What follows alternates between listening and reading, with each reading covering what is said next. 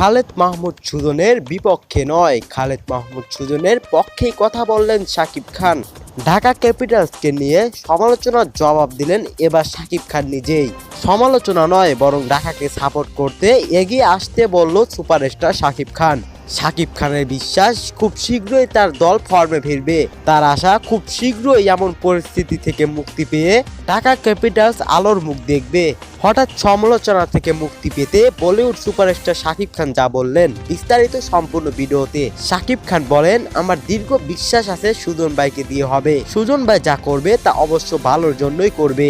আমরা হয়তোবা তার অভিজ্ঞতাকে অস্বীকার করতে পারি না, তাই তিনি যেভাবে দল সাজাবে অবশ্যই সেটাই হবে ঢাকা ক্যাপিটালসের বেস্ট একাদশ। শুধু সুজনকে নিয়ে নয়, সাব্বিরকে নিয়ে প্রশ্ন করা হলে শাকিব খান বলেন, অবশ্যই সাব্বির একজন ভালো ব্যাটসম্যান, তবে ভালোর থেকেও ভালো থাকলে অবশ্যই সেই ভালোটাকেই চয়েস করতে হবে। আমার মনে হয় একাদশে সাব্বিরের বদলে যাকে রাখা হয়েছে অবশ্যই সে সাব্বির ভালো ব্যাটসম্যান। তাছাড়া অবশ্যই সাব্বির দলে চান্স পেত, তবে আমি আশা করি পরবর্তী ম্যাচে সাব্বির রহমান দলে চান্স পাবে।